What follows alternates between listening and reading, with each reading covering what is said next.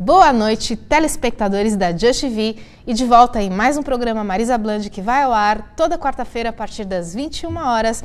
E hoje do meu lado eu tenho uma terapeuta holística, né, que publicou livros, né, um é o Avalon e o Graal, e os outros são, tem um que é o Mistério Arturianos, da editora Madras, e Cuidados Naturais para a Beleza e a Saúde, da editora Best Sellers. É a Helena Gerenstadt, tudo bem? Tudo bem, obrigado. Olha só, e eu queria saber uma coisa, né? Que você tem um trabalho recente, inclusive lançado na Bienal, várias coisas. Fala um pouco sobre os seus livros e por que você resolveu ser escritora. Aí já é aquela longa viagem que a gente faz na vida, que são as nossas escolhas. Um dia eu saio do Brasil, vou viver fora e, de repente, me encontro com a história do rei Arthur desde um ponto de vista europeu. Olha e aí eu só. começo a estudar, nessa época eu morava na Espanha, vou estudar história, vou estudar hermetismo e faço as perguntas típicas das várias literaturas. Por quê? Porque a montanha de Glastonbury tem a torre e a igreja embaixo. Porque ela não é a torre, não é junta. Vou estudar sobre o Santo Graal. Vou estudar sobre os essênios. Vou estudar sobre Lemúria. Nossa, Atlântida. E aí você começa a entrar no mundo do conhecimento. Fui estudar hermetismo, que é o conhecimento do símbolo, da simbologia, que a pedra não é a pedra. Você começa a estudar por amor, não para ter um conhecimento. E quando eu retornei ao Brasil, um amigo me inspirou a escrever o livro. Eu não sou escritora. Olha. Né, eu estudo e tento ser escritora, que é diferente. Não, que eu vi que você criou um joguinho, né, que é o Labirinto, e aqui você estava falando que provinha, né, da França, da Espanha, do norte da Espanha, do sul da França. Aí eu queria saber, você falou que tem um significado isso, né, que tem os arquétipos, né, do tarô. Sim. E as figuras, e aí você não explicou direito como é que se joga esse jogo, né? Aí eu queria saber um pouquinho mais sobre isso. Bom, primeiro assim, o jogo não fui eu que criei. O jogo da Oca é um jogo que vem da Idade Média. Ele vem do sul da França e quando os alquimistas, os grandes conhecedores da sabedoria, procuraram deixar uma sabedoria ancestral dentro de um jogo. E nesse jogo contém a oca, que é o ganso, que representa a ave fênix. Então, quando você joga o dadinho e cai na oca, cai no ganso, você vai de ganso em ganso, de morte e renascimento em morte e renascimento, de mudança de fase, fim de ciclo, que o jogo ele fala, olha, vai lá. Como você está numa espiral, você está no movimento do divino, que é o sol, a lua, a terra. E o joguinho tem a simbologia da casinha, que é a pousada, das pontes, que tem o peregrino que atravessar. Em todo Santiago de Compostela, ele tem as 13 pontes. Ele está inspirado no caminho do peregrino. Nossa, porque você falou que lá na França, né, que você fez viagens e tudo, tem pontes, tem muitas pontes, isso te inspira, quer dizer, você associou as pontes do labirinto às pontes que você vê nas suas viagens, né? E tem várias associações, né? Por exemplo, um labirinto dentro da igreja, qual que é a mesa Notre Dame que você falou? Não, ele é qual na Catedral de Chartres. De Chartres. De Chartres tem o labirinto. E aí, é porque eu não me lembro, não, na verdade eu não fui para Chartres, né? Na verdade, o único labirinto que eu vi, que a única coisa do gênero que eu vi foi na igreja lá de Brasília, que tem um espiral assim, e a pessoa anda pelo espiral tomando a energia do sol que vem de um cristal, que fica bem em cima, né? Fica numa torre assim, bem em cima, né? Aí eu queria saber o seguinte, por que você fala hermético? Você usa muito essa expressão hermético, né? Que quer dizer holístico, tudo bem, mas hermético... Hermético é assim, muitas das coisas que a gente lê, por exemplo, no Antigo Testamento, na Bíblia, ele tem um outro significado, não é exatamente aquilo. Então, Moisés subiu a montanha, Jesus subiu a montanha. A montanha ela pode ser simbolizada, a pedra cúbica que nós temos dentro de nós e já está lapidada. Ou quando nós, por exemplo, no próprio jogo tem o poço, que quem já fez a vivência não gosta de cair no jogo, nessa casa, que simboliza as nossas emoções e que a gente abriu um buraquinho e entrou nessas águas. Enquanto a gente não conseguir sair dessas águas, vai demorar um tempo. Então, o hermetismo, ele é o estudo da linguagem. Ah, sim. Tá certo? Então, hermenêutica também. Hermenêutica. Então, assim, eu tenho um grande amigo que ele costuma dizer que tradutori, porque tem os problemas das traduções. Então, vamos lá subir a montanha, porque não é bem isso, porque entra a linguagem da cabala, entra a linguagem do simbolismo. Então, essa linguagem é só realmente para aquele que vai estudar profundamente o que significa. Não dá para você explicar, o Santo Grau foi o cálice da última ceia. Não, é muito mais do que isso. Uhum. Então, é mais ou menos isso que é o hermetismo, é você estudar a simbologia. Olha só, e você morou em Israel, na Espanha, e você estudou história também nessa época. Você associa a história que você estudou não, porque você estava me falando de alquimia, várias coisas que você disse que é um conhecimento que se perdeu na Idade Média. Claro. E muita coisa é acessível hoje, esse conhecimento, mas não é aplicável, de repente até é uma parte, tudo. Me explica um pouco sobre isso. Vamos lá. Então, imagina assim, a gente voltar no tempo, né? Vamos voltar lá para o Antigo Egito. Faz de conta. Todas as sabedorias eram para os sacerdotes e para os faraós. Esse conhecimento, ele sempre existiu conforme a humanidade evoluía, foi criando a palavra, foi criando a escrita. Quando nós passamos, a humanidade como um todo, pela Idade Média, que é uma fase negra nossa, nós perdemos todos esses conhecimentos. Então, a astronomia com a astrologia, com numerologia, com todas as ias da vida, era um só conhecimento. Uhum. Era uma só questão. Então, isso foi perdido, foi simplesmente desfeito. Quem tentou resgatar foi justamente esses estudiosos que procuraram imprimir nas pedras, nas construções, o significado dessa simbologia. Então, é muito normal você entrar numa igreja gótica e ver 7 degraus. Por que 7 degraus? 7 dias da semana? Tem na porta lá do padre o símbolo da astrologia. Eles estudavam astrologia e astronomia. Então, isso que eu acho interessante de você perceber que até mesmo dentro da geometria de uma igreja, tem ali, de repente, um coraçãozinho. No Louvre, você vê isso, tem algumas pedras. Você fala muito de geometria sagrada, né? Dentro de museus, catedrais, é isso que você está se referindo? Quer dizer, existe um propósito, né? Tem, claro. Por exemplo, Paris é uma cidade que é extremamente um jogo de xadrez, aquilo. Aonde está o profano, está o divino. Então, você sai da igreja de Maria Madalena, linda, maravilhosa, você olha para frente, identicamente igual, você vê o Palácio da Justiça, o profano sagrado. Onde você vê um arcanjo Miguel dentro, você vê a Joana d'Arc ali pertinho, que é o masculino e o feminino. Aí que tá, a Igreja Católica, ela sempre apontou a mulher como profana, né? E você estava falando da Santíssima Trindade, que é o Pai, o Filho e o Espírito Santo. Quer dizer, a mulher está fora da Santíssima Trindade, né? Você estava me falando isso. E aí eu até comentei, não, mas apesar de tudo, a Igreja Católica ainda venera a figura da Virgem Maria, porque nos evangélicos eles não acreditam em santo e não existe Maria para eles, é só Jesus Cristo, né? Então, pelo menos na Igreja Católica ainda tinha muito a presença da mulher, né? Me fala um pouco sobre isso.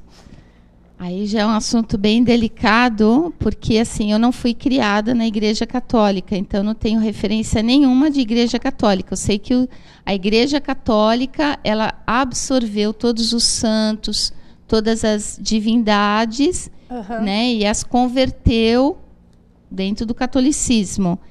O que a gente sabe pelas literaturas é que antes da Virgem Maria, sim, dentro da Europa se cultuava Ísis. Ah, sim, Era a cultura da Ísis, era o culto do feminino. Os próprios celtas, eles tinham os vários deuses e deusas. E aí, durante a Idade Média, tudo isso foi se perdendo. Então, claro, a Maria, quem é a Maria? A mãe de Jesus, é a Virgem. E aí a gente entra dentro do que é a mística da igreja, isso eu não é que eu tenha muito conhecimento. Mas o que eu acho interessante é a parte do feminino que foi praticamente massacrada. A mulher, ela foi massacrada totalmente na Idade Média. É verdade, não, mas até a gente estava comentando, né, aqui nos bastidores, que tem vários tipos de virgem, aparições, né? Então tem a Nossa Senhora da Aparecida, tem a Nossa Senhora de Fátima, quer dizer, no final é a mesma figura, só que representada de formas diferentes, né? Uma imagem que é encontrada num rio, então eles dão um determinado nome para aquela imagem e tal, mas no fundo é a mesma pessoa, né? Então, quer dizer, de certa forma... De certa forma. De certa forma, De certa forma, mas assim, o que a gente tem que deixar bem claro para o internauta é que, assim, toda a imagem que você tenha realmente fé é o que é mais importante. Eu fui para Fátima. Uhum. Eu, pela primeira vez, ajoelhei, chorei emocionadamente num lugar... E deve ter existido a Fátima, mas a energia do local era superior ao nome, se é Fátima, se foi uma aparição de uma virgem. Eu não sabia nem da história da Fátima. Uhum. Eu fui porque eu estava em Portugal, vamos para Fátima. E, de repente, eu falei, nossa, que lugar mais mágico, né? Então, o importante a gente entender é que existe a figura também do feminino. Isso é mais legal. Ah, sim. Olha, gente, vamos ver se a gente tem perguntas de internautas aqui. Espera aí que está verificando os e-mails, né? Enquanto isso a gente continua aqui. Não, você está falando do fluxo energético, né? Isso que acontece mesmo. Você está no lugar e você sente que estão te passando alguma mensagem, né? Que você está internalizando alguma coisa positiva para a tua vida, né? Olha, peraí, gente, várias perguntas. Vamos ver. Tem muita santa no Brasil. Vocês conhecem a santa dos gays? É a Nossa Senhora do Uó. Entendeu, Marizinha? Nossa Senhora. Acho que ele não está gostando do assunto. Gente, que mais aqui? Não. Gente, peraí que tá... É o mesmo, não. Marisa, me chama para ir para os bastidores com você. Kelly, olha, Kelly, não, se for entrevistado aqui, todo mundo que é entrevistado aqui vai para os bastidores, então, antes de vir para cá, né? Então, não tem problema. A gente faz um pré-papo, um briefing, a gente faz um briefing lá e depois vem para cá. Que mais aqui? Mas você tem que me mandar currículo, um release e tudo, dizendo o que você faz. Se for interessante, eu te chamo. Que mais aqui? Jairo. A Jairo Henri Cristo. Marisa, Maria não é santa, ela foi uma mãe. Toda mãe é uma santa e se sacrifica por seu filho. É verdade. Isso é verdade, gente. Isso é verdade. Que mais aqui? Luana. Que lugar sua convidada me recomenda para conhecer? E qual cultura é assim mais interessante, né? Eu recomendo conhecer Paris. Recomendo conhecer Egito. Agora, em novembro, eu estou levando um grupo para o Nilo.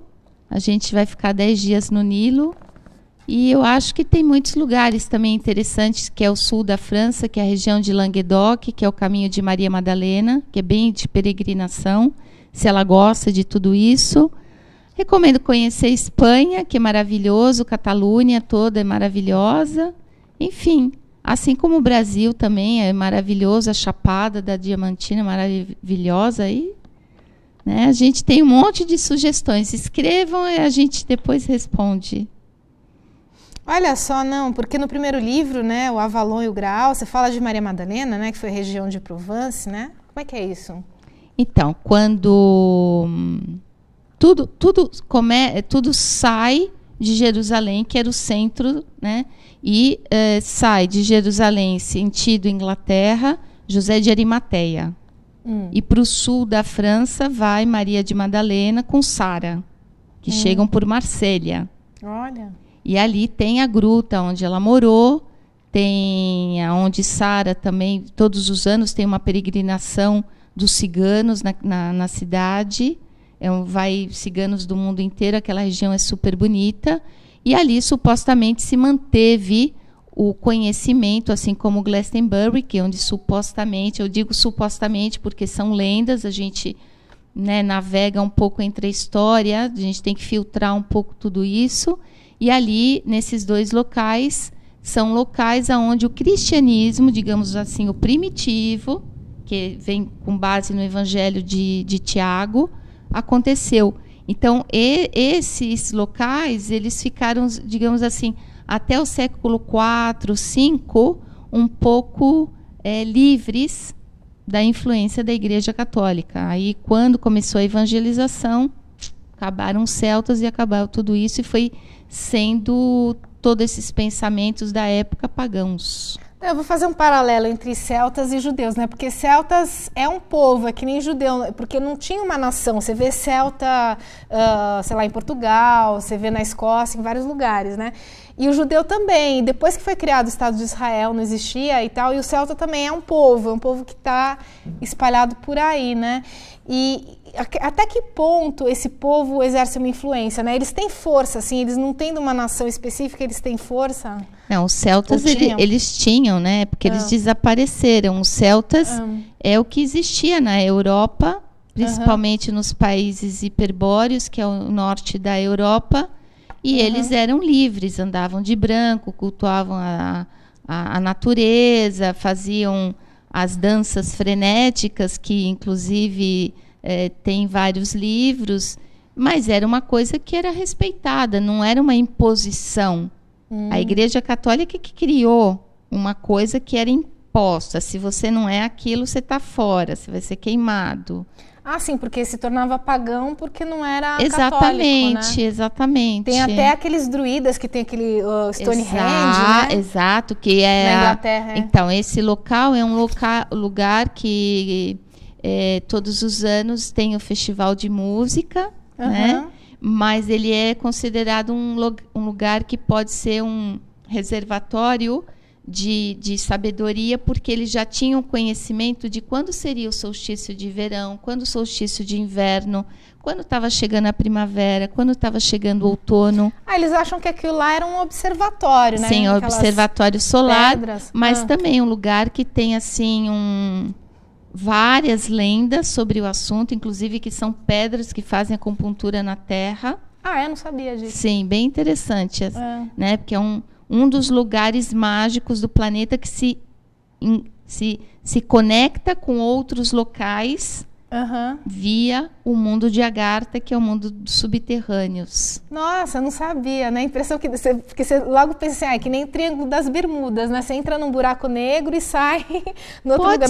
Pode ser, se a gente pudesse navegar nos labirintos subterrâneos da Terra, talvez fosse bem isso mesmo. Já pensou, gente? Por isso que eu coloquei o meu site Agartha. Agartha? Porque são os mundos subterrâneos, é o mundo de Agartha. Olha que interessante. Olha, acho que tem mais pergunta aqui. Vamos ver. Espera aí. Mais uma. Zezé de Camargo. Marisa, você poderia trazer uma múmia aí no seu programa? Ia ser inédito. Estou adorando sua entrevistada. Olha só. Mas eu não sou múmia, viu? Eu sou de verdade. Gente, a múmia, como é que era? Eles tiravam os miúdos? Como é que era? Eles tiravam... o que são as glândulas. Eles tinham conhecimento de medicina o suficiente para retirar todas as glândulas, porque o que adoece primeiramente no nosso corpo são as glândulas, que hoje a gente conhece a parte energética dela, que são os chakras. Então eles retiravam, colocavam num potezinho, o coração era o que seria pesado para passar pela balança, para o faraó poder ter a alma levada ao outro mundo. Isso daí já é mitologia egípcia. Mas era feito um tipo de aqui, conservação, né? Com produto ou não? Só aquela sim, faixa? Sim, provavelmente sim, com ervas. Sim, tinha o conhecimento, inclusive no próprio Novo Testamento fala que José de Arimateia retira o corpo de Jesus, coloca nos lençóis, lava com ervas, enfim. Tinha esse conhecimento. Até hoje o Egito tem várias ervas e óleos essenciais que a gente não tem a mínima noção. É verdade, né? É aquele conhecimento que você falou que se perdeu, né? Por exemplo, aqui no Brasil, dificilmente eu consigo encontrar o óleo essencial de nardo. E que lá é normal você achar. Olha, que interessante. Que mais aqui? Peraí, vamos dar uma atualizada. Tá chegando mais. Oba, peraí. Gina, eu recomendo vocês conhecerem a Cracolândia. A passagem é bem baratinha. Gente, não, mas estão revitalizando agora, né? A Estação Júlio Prestes ali, onde tem a Sala São Paulo. Imagine, lá é aquela disparidade, porque tem uma coisa magnífica lá, a Sala São Paulo, e do lado é a Cracolândia. É a dualidade da vida. Você vai para Paris, impossível você ir para Paris e não tomar um vinho. Sendo que é até mais barato que a água. Né? Então, assim, eu acho que essa dualidade que existia a Cracolândia, e de repente você tem um palácio legal do lado, um lugar de arte e cultura. Aí são as opções de cada um, né? A gente pode passear onde a gente gosta de passear também. É verdade, né? Não, na Bíblia eles falam, não lembro exatamente a passagem, mas se você está mesmo no Vale dos Mortos, nada te acontecerá se você estiver com Jesus. Então, eu não lembro direito a frase, ele fala uma frase assim, né? Então, são aquelas pessoas que elas vão em qualquer lugar e elas podem estar no inferno, no céu, no purgatório, que a vida delas, né, é a mesma, assim, não acontece nada, né? Não, isso eu é acho Bíblia, que, né? eu acho que assim, a gente está falando de coisas antigas, profundas, que vêm de história, que realmente tem toda essa coisa, mas se a gente trazer para os dias de hoje, a gente vai perceber que muita coisa a gente se perdeu no inconsciente coletivo. Né? Então a gente fica achando que a gente é legal, bacana, tal, e de repente a nossa vida, se a gente olha para dentro, e aí? É verdade. Qual é o teu talento? Ah, não sei. O que você tem de projeto futuro? Ah, não sei. E quando você tem esses conhecimentos que tinham, né, a história está aí, a numerologia está aí, a astrologia está aí, a astronomia está aí, você percebe e fala, poxa, eu posso dar um rumo na minha vida, eu posso ser mais do que isso, eu posso resgatar a minha essência. É verdade. E acho que todos esses arquétipos é justamente para isso, para você sair justamente da mesmice. A Gina, de novo, eu recomendo... Não, essa já foi. Peraí, vamos atualizar aqui, daqui a pouco chega mais. Ó, mais uma. Ronaldo, você acredita que os ETs tiveram alguma coisa a ver com as pirâmides? Todo mundo fala isso, né? Eles tinham tecnologia na época para carregar aqueles blocos imensos? Existe N teorias. Existe uma teoria que eles sabiam alquimia, que eles colocavam areia e determinados produtos, levavam as pedras de forma bem leve e elas se solidificavam. Existe uma teoria que eles fizeram o modelo da construção do Sol, que são os raios. E existe no templo de Dendera, que agora está no Museu do Louvre, em Paris, o zodíaco de Dendera, que explica a vinda do povo de Sírio A, Sírio B para a Terra, e que nesse momento teria sido a civilização. Tem um livro, inclusive, que chama Sírios, que é... Agora me foge o autor, e que fala exatamente isso. Pode ser, eu acho que sim, que tudo é possível. A gente não conhece parte dessa história. Eu acredito que vieram seres de outros planetas aqui também. Nossa. Por que não? Não somos únicos aqui na galáxia. É impossível isso. É verdade, né? Acho que a gente tem que ter uma mente bem aberta quando a gente fala de história, quando a gente fala de Egito, porque a gente sabe muito pouco. Não, é engraçado, a gente estuda aqui no Brasil, principalmente história da Europa, que é uma coisa que está distante, porque uma vez eu vi um filme de crianças europeias, isso passou na TV Cultura uma vez. Elas têm uma aula de história ali, aí o professor fala qualquer coisa, o rei Luís XIV, Luís XV, professora, eu estive no museu, vi isso com meu pai, com minha mãe, quer dizer, elas vivem aquela realidade, elas estão tendo aquela aula e estão falando das experiências que elas tiveram no dia a dia que tem a ver com aquilo. E aqui no Brasil, não, aquela coisa mastigada, a gente tem que engolir. Sim. Sim. Sim. Entendeu? Porque nós não temos a conservação de cultura. Nós não, nem o Cine Belas Artes a gente está conservando. A gente perdeu todas as referências. Da minha época de meus... Não vou falar minha idade, né? Que isso não tem muita a ver. Mas, assim, a gente não guardou absolutamente nada. A gente não tem nada de referência.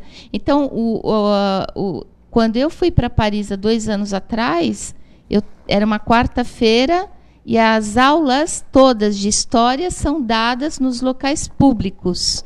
Então, eu entrei em Notre Dame e devia ter pelo menos umas 200 crianças tendo aulas de história. Vendo no local. Sim, é em loco mesmo. Né? Isso é fantástico. Então, você tem um conhecimento, você entende o que você está falando. Nós não, a gente aqui é por cima. Tudo aqui é por cima. Né? E aí, você chega lá fora, você é o típico viajante normal. Vamos comer, vamos beber. É verdade. Olha só, vamos ver se a gente tem mais perguntas aqui. Peraí. Está atualizando, né? Enquanto atualiza, queria saber mais algumas coisas aqui. Você falou que os europeus têm muito amor pelas suas tradições, é verdade? Sim.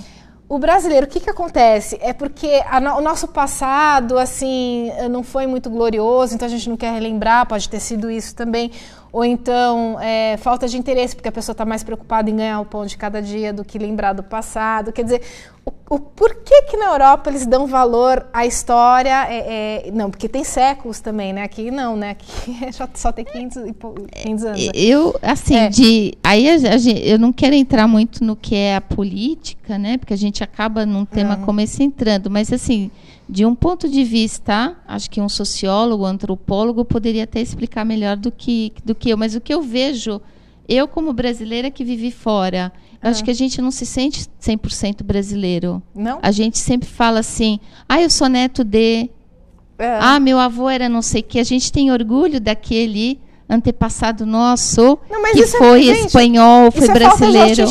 Isso é falta de autoestima. Sim, mas é muito normal você encontrar as pessoas e perguntar, você é brasileiro? Tá, mas o meu avô era não sei o quê. Sim, né? É verdade. E por outro lado, a gente não tem a tradição de conservar as coisas do passado.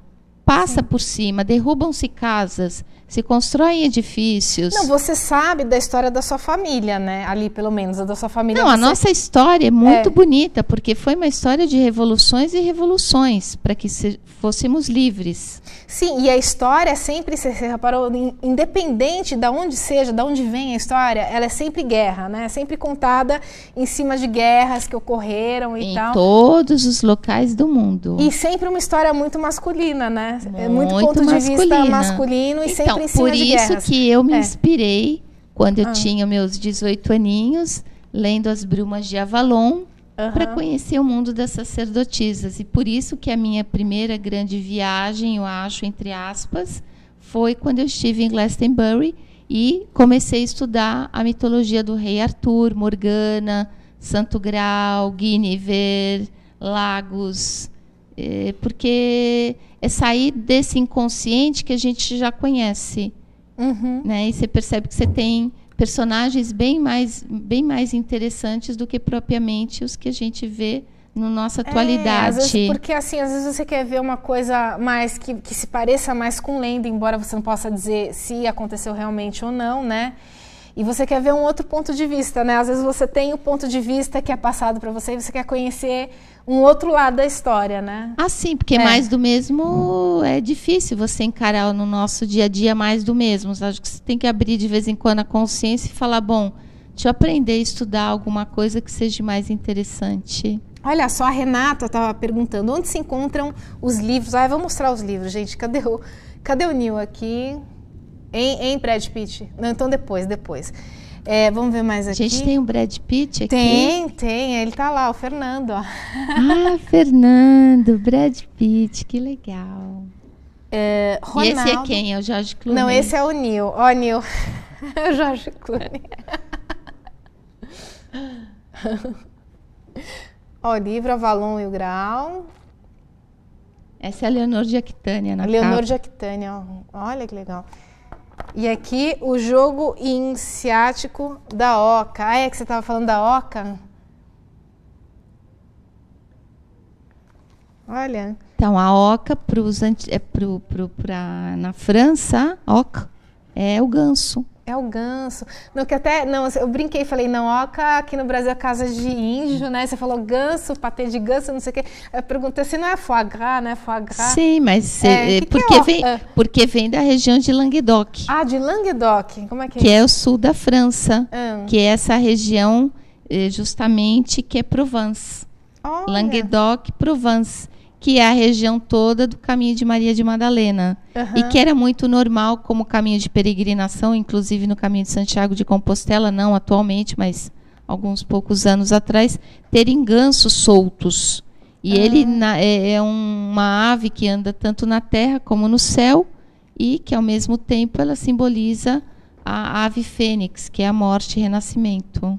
A fênix como é que é? Tem as cinzas, né, do fênix? Que foram colocadas numa urna, não foi? Não sei. Não, ela esgota, ela tem um tempo de vida e ela mesma se queima, e desse próprio calor, dessa própria cinza, ela renasce. Olha, só para encerrar, a gente está terminando.